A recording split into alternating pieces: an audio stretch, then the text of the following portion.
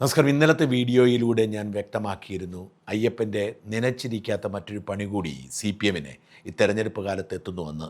ശബരിമല യുവതീ പ്രവേശന വിഷയം 7 വർഷത്തിന് ശേഷം സുപ്രീം കോടതി പൊടുന്നനെ പരിഗണിക്കാൻ തീരുമാനിച്ചപ്പോൾ അത് ഈ സമയത്ത് തന്നെ ആയത് CPM-ന് വലിയ ക്ഷീണമായി.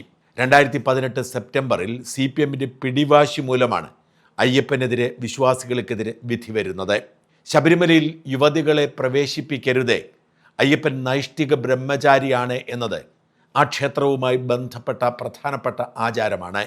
നൂറ്റാണ്ടുകളായി അതങ്ങനെ പാലിക്കപ്പെട്ടു പോകുന്നു. അതിനിടയിൽ ചില വിവാദങ്ങളൊക്കെ ഉണ്ടായിട്ടുണ്ടെങ്കിലും ശബരിമലയിലെ യുവതികളുടെ പ്രവേശനം വിശ്വാസപരമായി നിരോധിച്ചിരുന്നതാണ്. അതിനെതിരെ ചില കുത്തിത്തിരിപ്പുകാർ പരാതിയുമായി കോടതിയെ സമീപിക്കുന്നു. അവർക്ക് അയ്യപ്പനെ അറിയത്തുപോലുമില്ല, ലേശം വിശ്വാസവുമില്ല. ഈ കുത്തിത്തിരിപ്പുകാർക്ക് പിന്നിൽ ചില സംഘടിത ശക്തികളുണ്ട്. സുപ്രീം കോടതിയുടെ മുമ്പിൽ അതൊരു ഭരണഘടനാ വിഷയമായി എത്തുന്നു. ഇതൊരു ഭരണഘടനാ വിഷയമല്ല, ഇത് വിശ്വാസത്തിൻ്റെ വിഷയമാണ്. ഇവിടെ ഒരു വിശ്വാസിക്കും അത്തരമൊരു ആഗ്രഹമില്ല എന്ന് പറഞ്ഞ് അയ്യപ്പൻ്റെ ആചാരം സംരക്ഷിക്കേണ്ട ബാധ്യത നാടു ഭരിക്കുന്ന സർക്കാരിനും ആ സർക്കാർ നിയോഗിച്ച ദേവസ്വം ബോർഡിനുമുണ്ട്. പക്ഷെ അവർ ചെയ്തത് കൊടും ചതിയായിരുന്നു. അവരുടെ വരുമാന സ്രോതസ്സാണ് ഭഗവാൻ എന്ന് പോലും ചിന്തിക്കാതെ അവർ ഭഗവാന്റെ നൈഷ്ഠിക ബ്രഹ്മചര്യത്തെ വെല്ലുവിളിച്ചുകൊണ്ട് യുവതികൾ പ്രവേശിക്കണം, ഭരണഘടന സംരക്ഷിക്കണം എന്ന നിലപാടെടുത്തു. സുപ്രീം കോടതിക്ക് മുമ്പിൽ മറ്റ് വഴികളൊന്നും ഉണ്ടായിരുന്നില്ല. പന്തളം കൊട്ടാരത്തെയും NSSനെയും പോലുള്ള മൂന്നാം കക്ഷികളാണ് ആചാര സംരക്ഷണത്തിന് വേണ്ടി സുപ്രീം കോടതിയിൽ പോയി വാദിച്ചത്. അത്തരം മൂന്നാം കക്ഷികളുടെ വാക്കിനേക്കാൾ കോടതി ശ്രദ്ധിക്കേണ്ടിയിരിക്കുന്നത് ഭഗവാന്റെ കാവൽക്കാരുടെ വാക്കുകൾ ആവേണ്ടതിനാൽ ആ വിധി അങ്ങനെയായി. അടുത്ത ഊഴം കഷ്ടപ്പെട്ട് സമ്പാദിച്ച ആ വിധി നടപ്പിലാക്കാനായിരുന്നു.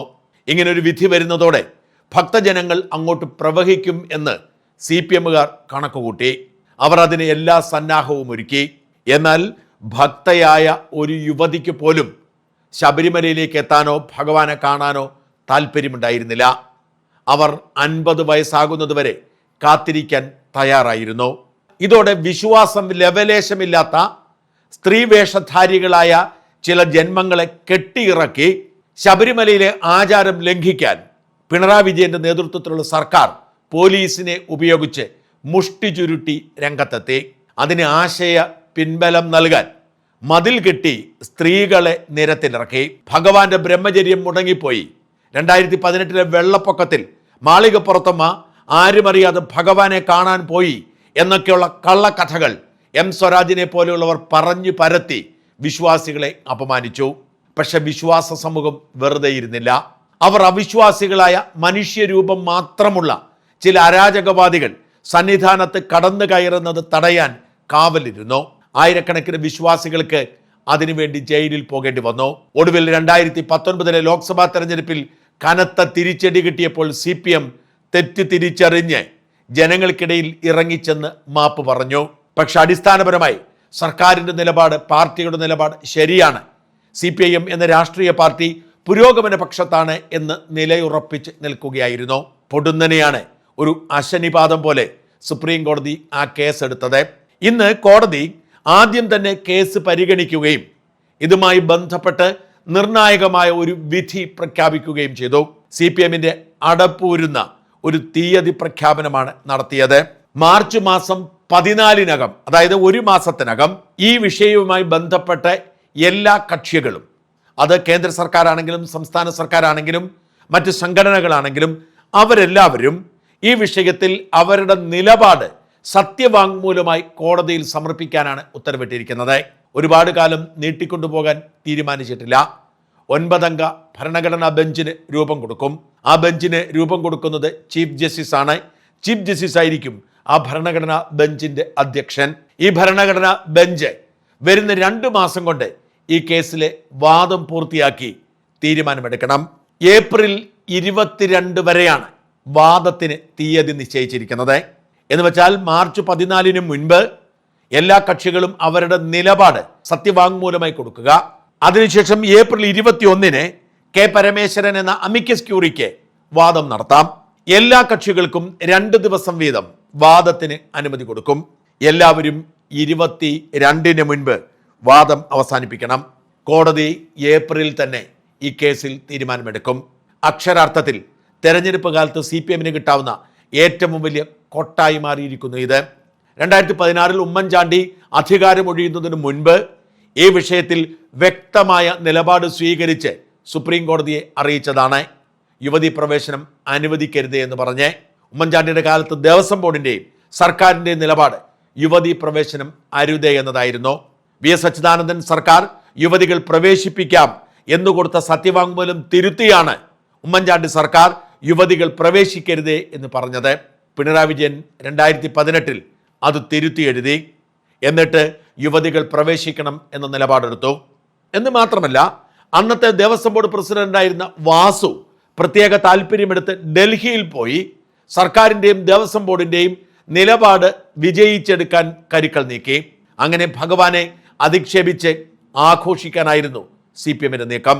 ആ CPM-ആണ് ഇപ്പോൾ ഈ വിഷയത്തിൽ അവരുടെ നിലപാട് തിരുത്തേണ്ട ഗതികേടിലേക്ക് മാറിയത്. ഈ വരുന്ന മാർച്ച് 14 മുൻപ് ശബരിമലയിൽ യുവതികൾ പ്രവേശിക്കണോ വേണ്ടയോ, എന്താണ് സർക്കാരിൻ്റെ നിലപാട്, എന്താണ് ഈ സർക്കാരിൻ്റെ കാലത്ത് ഭരിക്കുന്ന ദേവസ്വം ബോർഡിൻ്റെ നിലപാട് എന്ന് സത്യവാങ്മൂലമായി സമർപ്പിക്കണം. CPM ഇപ്പോൾ നിലപാടിൽ മാറ്റമുണ്ടാക്കിയിട്ടുണ്ട്. സുകുമാരൻ നായരൊക്കെ പറയുന്നത് CPM നന്നായെന്നാണ്. ഇന്നും സുകുമാരൻ നായർ രംഗത്ത് വന്നിട്ടുണ്ടെന്നിട്ട് പറയുന്നുണ്ട് സർക്കാർ നിലപാട് തിരുത്തിയതിൽ ഞങ്ങൾക്ക് അഭിനന്ദനമുണ്ട്, അഭിമാനമുണ്ട് എന്നൊക്കെ. എന്ന് വെച്ചാൽ ഈ സർക്കാരിനെ അവർ ഇതുവരെ പറഞ്ഞതെല്ലാം വിഴുങ്ങി. എന്തിനു വേണ്ടി അവർ മതിൽ കിട്ടിയോ ആ മതിൽ പൊളിച്ച്, എന്തിനു വേണ്ടി അവർ ഭരണഘടനയുടെ പേര് പറഞ്ഞുകൊണ്ട് വിശ്വാസത്തെ എതിർത്തോ അതിനെയൊക്കെ മറികടന്നുകൊണ്ട് വിശ്വാസികളെ സംരക്ഷിക്കേണ്ട ഒരു നിലപാടെടുക്കേണ്ട സാഹചര്യമുണ്ടായി. CPM-ന്റെ ആദർശം വേണോ, ജനങ്ങളുടെ വോട്ട് വേണോ എന്ന ചോദ്യം വരുമ്പോൾ വോട്ട് മതി എന്ന തീരുമാനത്തിൽ എത്താതിരിക്കാൻ നിവർത്തിയില്ല.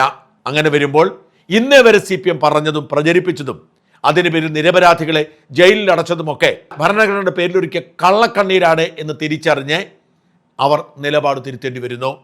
തിരുത്തിയില്ലെങ്കിൽ അത് അവർക്ക് വലിയ തിരിച്ചടിയായി മാറും. പ്രത്യേകിച്ച് ഇപ്പോൾ ഒരു ഹിന്ദുത്വ രാഷ്ട്രീയ ലൈൻ CPM പുലർത്തുമ്പോൾ ന്യൂനപക്ഷ വോട്ടുകൾ നഷ്ടപ്പെട്ട് കഴിഞ്ഞിരിക്കുന്നു എന്ന് CPM-ന് ഉറപ്പുള്ളപ്പോൾ അവർക്ക് തിരുത്താതിരിക്കാൻ നിവർത്തിയില്ല. അത് എത്ര ആദർശം പറഞ്ഞാലും അവർക്ക് നിലപാട് തിരുത്തേണ്ടി വരും, വിശ്വാസികൾക്കൊപ്പം എന്ന് പ്രഖ്യാപിക്കേണ്ടി വരും. എന്ന് വെച്ചാൽ CPIM എക്കാലത്തും ചെയ്യുന്ന വിവരക്കേടുകൾ, സമൂഹം ഒരാവശ്യമുണ്ടാകുമ്പോൾ തലതിരിഞ്ഞ നിലപാടെടുക്കുക, എതിർക്കുക, എന്നിട്ട് ഒടുവിൽ അതിൻ്റെ കാലം കഴിയുമ്പോൾ തിരുത്തുക. എക്കാലത്തും CPM-ന്റെ നിലപാട് അങ്ങനെയാണ്. തൊഴിൽ നഷ്ടപ്പെടും എന്ന് പറഞ്ഞ് കമ്പ്യൂട്ടറിനെയും ഇൻ്റർനെറ്റിനെയും എതിർത്തവരാണവർ. നമ്മുടെ നാട്ടിലെ എല്ലാ വികസനങ്ങൾക്കും തുരങ്കം വെച്ചവരാണവർ. ഇതൊക്കെ തൊഴിൽ നഷ്ടപ്പെടുത്തും എന്നാണ് CPM-ന്റെ ആശങ്ക. ഇപ്പോഴിതാ ഈ നിർമ്മിതി ബുദ്ധിയുടെ കാലത്തും CPIM തൊഴിൽ സംരക്ഷിക്കാൻ എന്ന് പറഞ്ഞുകൊണ്ട് പണിമുടക്ക് നടത്തിക്കൊണ്ടിരിക്കുന്നു. അത്തരമൊരു പാർട്ടിക്ക് വോട്ട് നഷ്ടപ്പെടാതിരിക്കാൻ വേണ്ടി നിലപാട് തിരുത്തേണ്ടി വരും. കടിച്ച പാമ്പിനെ കൊണ്ട് വിഷമെടുപ്പിക്കുക എന്ന് കേട്ടിട്ടുണ്ടല്ലോ, അതാണിപ്പോൾ സംഭവിച്ചുകൊണ്ടിരിക്കുന്നത്. CPM ചെയ്ത തെറ്റുകളെല്ലാം അവരെ കൊണ്ട് തന്നെ ഭഗവാൻ തിരുത്തിക്കുകയാണ്. ആ തിരുത്തൽ കേവലം തിരുത്തലിൽ മാത്രം ഒതുങ്ങുന്നില്ല, അർഹമായ ശിക്ഷ ഭഗവാൻ കൊടുക്കുന്നുമുണ്ട്. എന്നാലും ഈ സമയത്ത് തന്നെ ഈ ശബരിമല കേസ് സുപ്രീം കോടതിയിലേക്ക് പൊന്തി വന്നത് വളരെ വിചിത്രമായ സംഗതിയായി വിലയിരുത്തപ്പെടുന്നു. CPM-ന്റെ കാപട്യം തുറന്നു കാട്ടാൻ, അവർക്ക് നിലപാട് തിരുത്തി ജനങ്ങളുടെ മുമ്പിൽ വിഡ്ഢികളാകാൻ ഒരവസരം ഒരുക്കി കൊടുക്കാൻ വേണ്ടി ഭഗവാൻ ബോധപൂർവം ഒപ്പിച്ച പണിയാണ്. ആഴ്ചകൾ മാത്രം തെരഞ്ഞെടുപ്പിന് ബാക്കിയുള്ളപ്പോൾ സുപ്രീം കോടതി ഇങ്ങനെ ഒരു നിലപാടിലേക്ക് മാറാൻ കാരണം. 1-2 മാസം കൂടി കഴിഞ്ഞായിരുന്നു ഈ കേസ് എടുക്കുന്നതെങ്കിൽ സർക്കാരിന് തലയൂരാമായിരുന്നു. എന്തായാലും CPM അക്ഷരാർത്ഥത്തിൽ വെട്ടിലായിരിക്കുന്നു. നിലപാട് തിരുത്തിയേ മതിയാവൂ. നിലപാട് തിരുത്തുമ്പോൾ ഇതുവരെ പറഞ്ഞ നിലപാടിൻ്റെ വിശദീകരണം അണികളോട് പറയാൻ CPM-ന് വെള്ളം കുടിക്കേണ്ടി വരും.